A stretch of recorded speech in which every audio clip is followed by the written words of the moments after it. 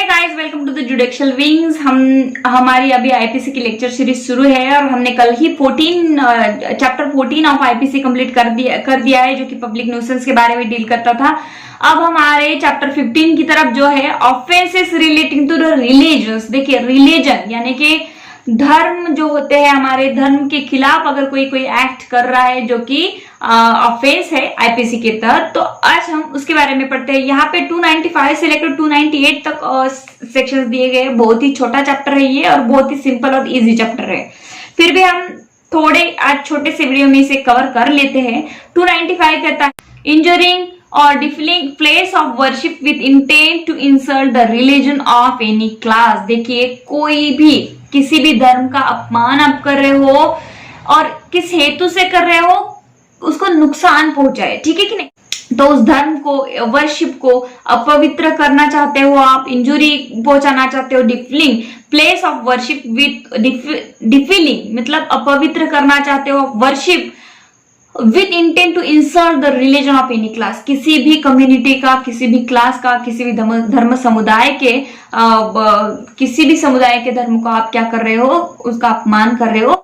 तो whoever destroys, damage or defiles any place of worship, whoever destroy, damage or defiles any place of worship or any object held sacred by any class of a person with intention to thereby insulting religion। किसी भी religion का insult कर रहे हो, क्या करके, destroy करके, damages करके, डिफाइल्स करके, अपवित्र करके उसको। और any class of a person or with knowledge that any class of a person is likely to consider such destruction, damage or defilement as an insult to their religion. देखिए, insult कर रहे हो उनके रिलीजन का और कोई भी person का। Shall be punished with imprisonment for either description for a term which may extend to 2 year और विद फाइन और विद बोथ।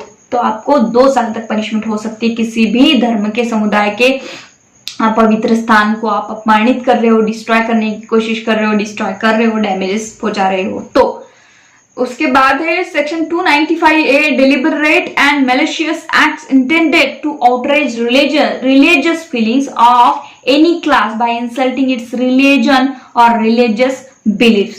देखिए, यहाँ क्या कर रहे हो, किसी भी धर्म समुदाय की श्रद्धा को, किसी के भावना को अगर ठेच पहुंचा रहे हो आप और उस पर अत्याचार कर रहे हो, ठीक है, उस हेतु से कुछ एक्ट कर रहे हो, उनकी जो श्रद्धा है वो भंग करने की आप कोशिश कर रहे हो, ठीक है, बहस कर रहे हो वहां पे जाके। डिलिब्रेट एनी मैलिशियस एक्ट कर रहे हो, intended to outrage religious feeling, उनकी भावना के साथ खिलवाड़ कर रहे हो, ऑफ एनी क्लास, किसी भी क्लास के समुदाय के साथ, by insulting its religion, religious belief, उनकी श्रद्धा को ठेच पहुंचा रहे हो। तब क्या होगा, whoever with deliberate any malicious intention of outrages religious feelings of any class citizen of India by word either spoken or written, किसी भी तरह की से, ठीक है कि नहीं, रिटर्न पेपर में कुछ, न्यूज़पेपर में भी कुछ आप दे रहे हो किसी धर्म के खिलाफ जिससे उनकी भावनाओं को ठेच पहुंच रही है, वर्ड यानी बोल के भी आप कुछ एक्ट कर रहे हो ऐसा, और बाय साइन और विजिबल रिप्रेजेंटेशन, ठीक है कि नहीं, और अदर्स, किसी भी तरीके से इंसल्ट और attempt to insult the religion or the religious belief of that class shall be punished with imprisonment for either description for a term which may extend to 3 years or with fine or with both, ठीक है कि नहीं। 3 साल तक उस person को punishment होगी जो भी ये एक्ट कर रहा है। 296 में दिया गया है डिस्टर्बिंग रिलीजियस असेंबली। देखिए, असेंबली चल रही है, कोई किसी धर्म समुदाय का कीर्तन चल रहा है, भजन चल रहा है, भागवत चल रहा है, बहुत सारे लोग इकट्ठा होकर कुछ धर्म का असेंबली कर रहे हैं, भजन कीर्तन कर रहे हैं, तो आप वहां पे जाके डिस्टर्बिंग कर रहे हो, आप वहां पे जाके डिस्टर्बेंस क्रिएट कर रहे हो, तब क्या होगा, whoever voluntarily causes disturbance to any assembly lawfully engaged in a performance of religious worship or religious ceremony। कोई भी religious ceremony चल रही है, कोई worship कर रहा है वहां पे, बहुत सारे लोग मिलके, shall be punished with imprisonment of either description for a term which may extend to 1 year or with fine or with both, ठीक है। तो यहाँ पे 1 साल तक उसको पनिशमेंट हो सकती है जो कोई भी रिलीजियस असेंबली को डिस्टर्ब करने की कोशिश कर रहा है और डिस्टर्ब कर रहा है। 297 trace passing on burial places. देखिए ब्यूरियल प्लेसेस मतलब किसी को दफनाया जा रहा है, जहाँ पे सबको दफनाया जाता है वहां पे जाके आप ट्रेस पास कर रहे हो। मतलब क्या कर रहे हो आप, किसी के उपासना की जगह है, अंत्य संस्कार की जगह है, वहां पे जाके आप ट्रेस पास करते हो तो क्या होगा, किसी की समाधि, ब्यूरियल यानी कि समाधि की जगह पे जाके आप ये हरकत कर रहे हो, ट्रेस पासिंग कर रहे हो।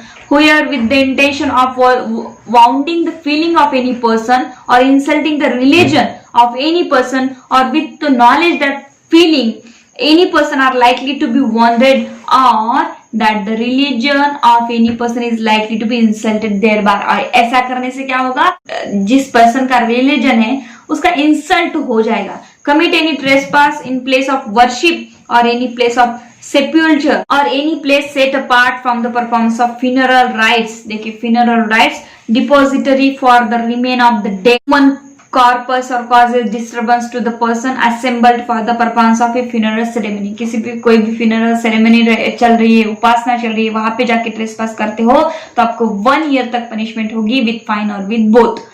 आगे का सेक्शन बताया 298 uttering word etc with deliberate intent to wound religious feeling of any person. ऐसे शब्द इस्तेमाल कर रहे हो, अटर कर रहे हो जिससे किसी भी पर्सन के रिलीजन का, उसके फीलिंग का, उसके रिलीजियस फीलिंग का कोई भी जेस्चर भी आप कर रहे हो in the sight of the person places and object to sight of that person shall be punished with imprisonment for the description for a term which may extend to 1 year और with fine और with both.